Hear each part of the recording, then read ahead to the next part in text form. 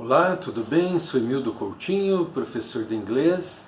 Estou mais uma vez nesse canal Gato Inglês Falado para a aula que eu tinha prometido no vídeo anterior, tentando aqui abranger os seguidores do canal, né? Muita gente já fala inglês, só quer melhorar a pronúncia.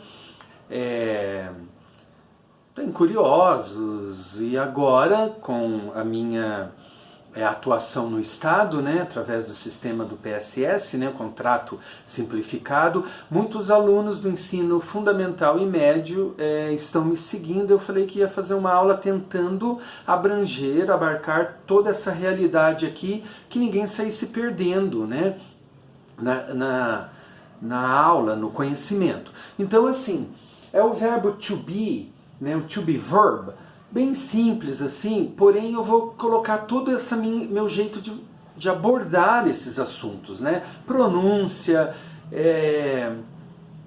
dicas, né, dos fonemas, como pronunciar alguns desses fonemas, e também para atingir os meus alunos do EJA, né? Que eles, assim, a gente estava bem básico, assim, né? Comecei bem revisão com eles, né? No geral com todos eu estava revisando. Mas eu passei já bem rápido isso com eles. O EJA que eu estava um pouquinho mais lento, então essa aula vai ser para todos, né? Aqueles que já falam, fiquem aqui porque eu acho que de repente uma ou outra coisa vocês podem pegar. Eu vou citar vídeos anteriores, eu não vou colocar o link, que senão na edição isso aqui daí eu não posto tão rápido. Eu quero já ir direto do celular para o YouTube. Daí do YouTube pro Classroom, Google Classroom, onde eu estou lidando ali com os alunos do ensino ali público, ok?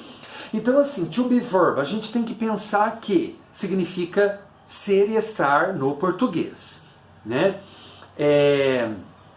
Quando às vezes a gente pergunta para algum aluno, qual é o verbo to be? Às vezes eles dizem I am, you are. Não, gente, essa parte aqui são os sujeitos. Aqui é o verbo. Então, se pensar no verbo, am, forma dele aqui conjugada, is, are. Aqui são os pronomes, subjects, os sujeitos. A gente tem que destrinchar isso na hora de falar, ok? Entender isso aí, pelo menos. Que eu noto que às vezes a pessoa acha que tudo é o to be. Eu noto isso. Fiz testes com vocês, com os alunos, eu notei que estava rolando isso, ok? Só que um parênteses, assim, eu vi uma professora falando que o inglês foi escolhido como língua internacional. Muito simplista, gente, essa explicação. Veja bem, como assim escolhido? Em várias línguas pegaram, foi o inglês, né? Colocaram ali os nomezinhos. Não, teve uma série de questões, né, econômicas, históricas. O inglês passou a ser língua, de fato, assim, internacional com o advento dos Estados Unidos como superpotência após a Segunda Guerra. Sempre é assim, ligada à política, à economia. A gente não pode separar as ciências e a história, assim, não tem como, né? Eu sempre digo isso para os meus alunos. Então, veja bem, por exemplo, nossos avós, nossos pais, bisavós, dependendo da idade de vocês, estudavam o francês na época no Brasil. Até pouco tempo atrás era o francês, né? Depois da Segunda Guerra começou a entrar o inglês nas escolas de fato. E assim, como os Estados Unidos se tornou uma grande potência economicamente, né, poderosa, toda a tecnologia é feita lá e com a língua inglesa, né, do teclado, dos softwares, enfim, né? Então, é uma língua simples, a gramática, sem dúvida, mas não foi por isso que foi escolhida. Vamos pegar o inglês que é mais simples. Não, até porque criaram a língua Esperanto, que é uma língua artificial, para facilitar muitas coisas, e não rolou, assim, uma coisa concreta, assim, entendeu? Continua sendo o inglês, ok? Então, veja bem, nós temos aqui os sujeitos, eu já vou começar com pronúncia, gente. Aqui é I, é 14 milésimo de segundo nessa pronúncia. As vogais, aqui poderia também ser a letra I, o I, né? E a palavra eu também, quando é eu, é maiúsculo, ok? Quando é o nome dessa letra, tem vídeo aqui nesse canal falando sobre isso, é longo o som, a gente não pode falar ele rápido, né? Por exemplo, assim, 5, eles não vão falar 5, é 5, 5. Começam a observar isso aí. Então, I am, you are, he is, she is, it is, aqui é it. Então, se aqui é I, aqui é o curto da mesma letra, a gente relaxa o queixo e diz assim, então é it. Cuidado, não é it. It é o longo da letra E em inglês, tipo, equivalente ao I, o E é I, não, aqui é E. Cuidado.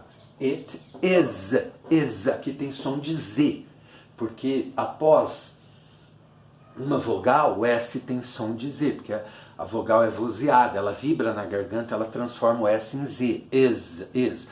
Vídeo aqui no canal sobre isso. É só procurar pelos títulos. We are, you are, they are. Aqui o TH também tem vídeo. They are, ok? Então seria eu sou, você é. Aqui é a primeira pessoa do singular, segunda pessoa do singular, terceira pessoa do singular, né, que se desdobra em 3.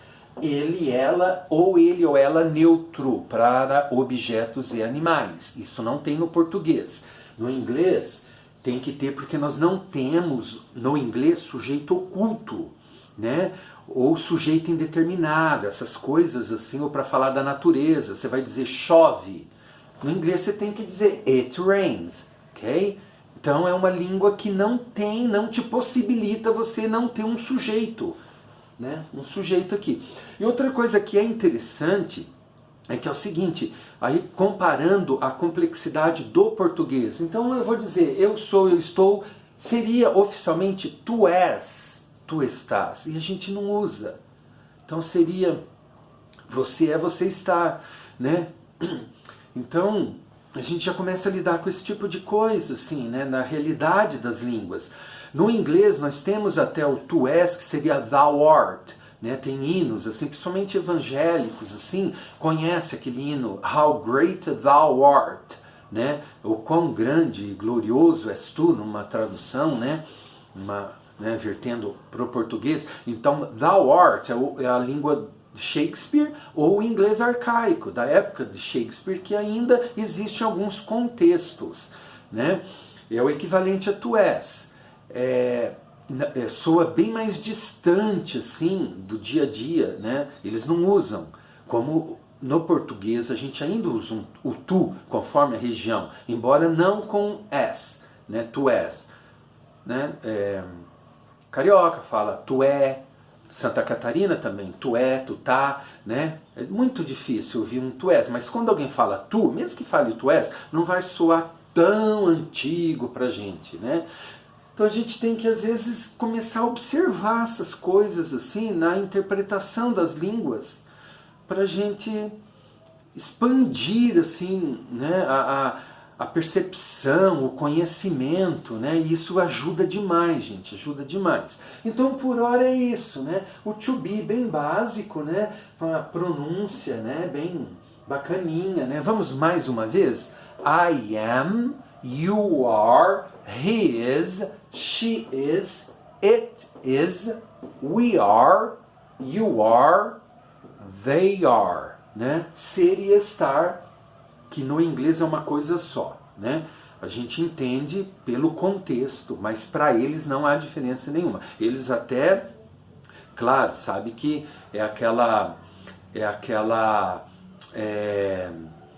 tá se referindo a, por exemplo, assim, se eu falar I am tired, eu estou cansado, eu estou.